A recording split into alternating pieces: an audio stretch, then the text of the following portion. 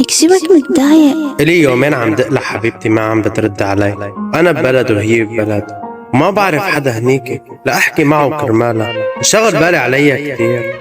روق وصلي على النبي.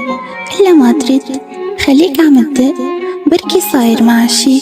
خليك عم تدق إلا ما ترد. طيب أنا رح ضل دق إلا لحتى ترد.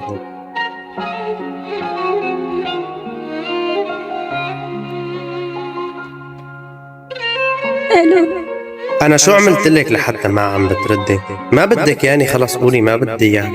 تترجاك مو قدرانة لهالحكي. ليش تغيرتي علي؟ مين هذا اللي أخذ مكاني؟ احكي يلا. لك أسعد. لك بكفي تعيط علي بوس إيديك.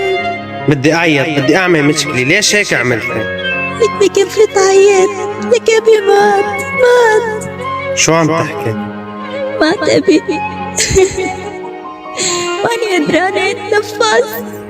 أنا آسف والله ما كنت بعرف. لك يا الله.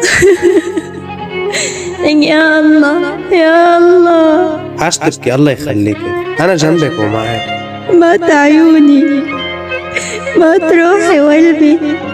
لك مات عمود البيت، لك مات سندي، مات يلي كان يفني حاله كرمالنا وكرمال جبلنا ويقدم لنا كل شي. لك مات أبي وعم مستوعب. يا الله كيف مات وعم مستوعب. بحياة الله عاش تبكي، صلي على النبي. اللهم صل على النبي.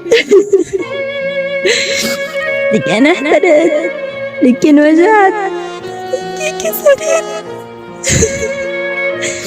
أبي يلي كان يدللني، يلي كبرني واتبع علي بكل شي مات. الله يرحم أبهات الجميع ويجعل مسواهم الجنة يا رب، الأم والأبهات يا رب، ويخلي لكم أهلكم.